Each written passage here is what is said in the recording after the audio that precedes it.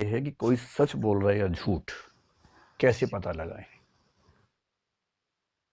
आप में से कुछ लोग ऐसे होंगे जो चाह के भी झूठ नहीं बोल पाते होंगे, बोलते होंगे तो उनके चेहरे पर ऐसा भाव आ जाता होगा कि झूठ बोल रहे हैं, छिपा ही नहीं पाते हैं।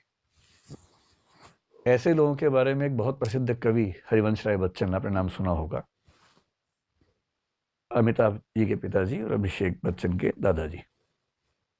उन्होंने एक बड़ी अच्छी पंक्ति लिखी थी खुद को संबोधित करते हुए, गर छिपाना जानता तो जग मुझे साधु समझता, शत्रु मेरा बन गया है छल रहित व्यवहार मेरा। यानी मुझे छिपाना नहीं आता, अगर मुझे छिपाना आता तो लोग मुझे साधु समझते, और मैं छिपा ही नहीं पाता हूं, तो मेरी कमजोरियां, मेरी गलतियां सामने आ जाती हैं और लोग समझ जाते हैं कि मैं साधु नहीं हूं, मैं एक बहुत सामान्य व्यक्ति हूं। पर आप में से कुछ लोग शायद ऐसे भी हों जिनको बहुत सफाई से बात छिपाने की आदत आती हो। आपको न भी आती हो, आपके आसपास ऐसे कुछ लोग तो होंगे ही होंगे जो झूठ बोलते हैं और बड़ी सफाई से बोलते हैं, कायदे से बोलते हैं। उनके बारे में भी एक बहुत प्रसिद्ध शायर ने एक शेर लिखा, वसीम बरेलवी, शायद नाम सुना हो आपने, बहुत प्रसिद्ध शायर हुए हैं। वो कह रहे हैं, वो झूठ बोल रहा था बड़े सलीके से, वो झूठ बोल रहा था बड़े सलीके से, मैं एतबार न करता तो क्या करता। ऐसे भी लोग होते हैं।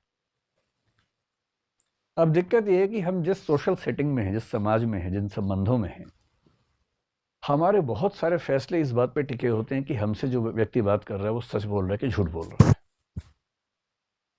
और ऐसी कोई मशीन तो है नहीं कि हम जान लें। तो फिर लोग क्या करते हैं, बहुत छोटा बच्चा झूठ नहीं बोलता है क्योंकि उसके पास झूठ बोलने की कोई वजह नहीं है, उसे झूठ बोलने की समझ भी नहीं है। बहुत छोटा बच्चा जब झूठ बोलना सीखता भी है तो पकड़ा जाता है क्योंकि उसको झूठ बोलने की अदा नहीं आती है।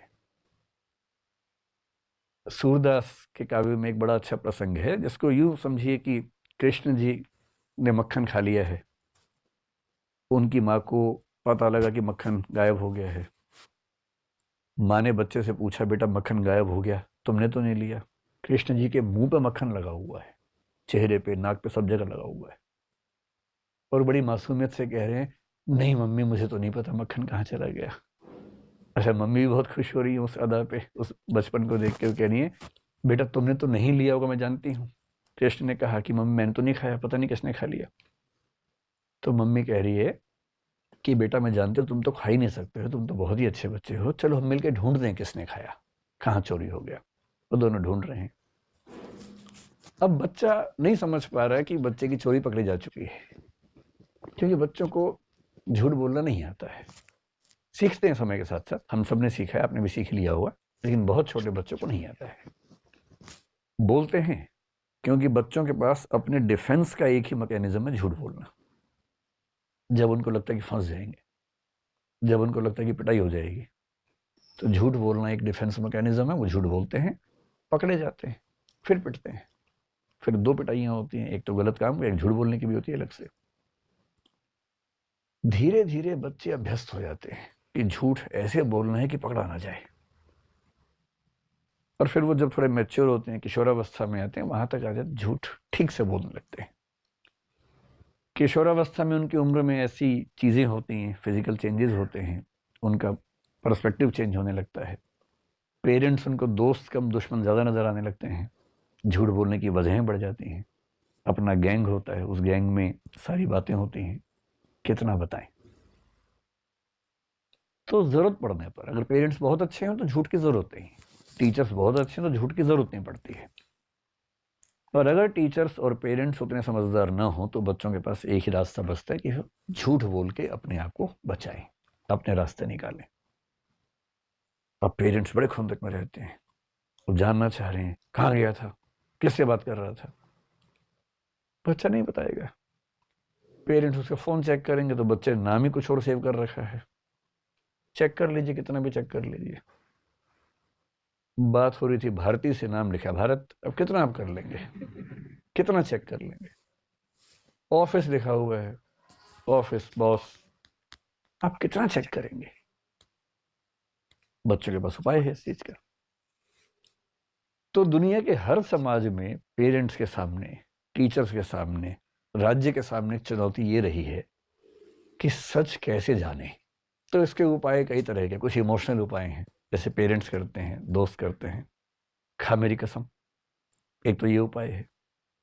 जब आपको शक हो किसी पे कि झूठ बोल रहा है, आप क्या बोलेंगे? मेरी कसम खा, मुझे छू के बोल, मर जाऊंगा मैं झूठ बोला तो जो इमोशनली कच्चे लोग हैं वो घबरा जाते हैं, नहीं नहीं नहीं मैं ऐसे नहीं मरना चाहिए, होगा अच्छा सॉरी मैंने झूठ बोला।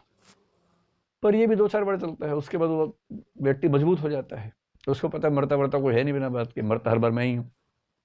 फिर अगली बार वो बोलता है कि कसम से भाई, तेरी कसम, सिर पे हाथ रख, तेरी कसम, और उसे फर्क ही नहीं पड़ रहा, इतना सफाई से झूठ बोल रहा है, और सामने वाला होता कसम तो झूठी नहीं खाएगा, तो इसका मतलब सच है, भरोसा कर लिया। कुछ लोग और करते हैं कि अगर तू झूठ बोल रहा है तो ये जो मिर्च है इसमें धुआं निकलेगा, आग लगाएंगे तो नहीं तो धुआं नहीं निकलेगा, कुछ ऐसे उपाय करते हैं। चाइना में एक उपाय ये किया गया, जिसको आप पॉलीग्राफ का पहला एग्जाम्पल दुनिया का मान सकते हैं, कि जो अभियुक्त है उसको कच्चा चावल खिलाते थे, और कंसेप्ट ये था कि जब हम डरे होते हैं तो हमारे मुंह में सलाइवा यानी कि लार नहीं बनती है, और अगर कोई झूठ बोलेगा तो डरेगा, डरेगा तो सलाइवा नहीं बनेगा, सलाइवा नहीं बनेगा तो जो कच्चा चावल चबाया है वो सूखा रह जाएगा, और लार बन गई तो इसका मतलब डर नहीं रहा था, डर नहीं रहा था मतलब सच बोल रहा था। बहुत ट्रेडिशनल उपाय है, बहुत मीनिंगफुल नहीं है, लेकिन हाँ ऐसा होता था गाँवों में। अब पुलिस क्या करे? पुलिस को हजारों लाखों करोड़ों मामले सुलझाने हैं, बहुत सारे क्रिमिनल केसेस होते हैं, कुछ सिविल केसेस होते हैं। तो सिविल से तो पुलिस का ज़्यादा लेना देना नहीं है, पर क्रिमिनल तो है। क्रिमिनल का मतलब जिसमें हत्या हो, कोई चोरी हो, डकैती हो, बलात्कार हो, वो सब क्रिमिनल केसेस हुए।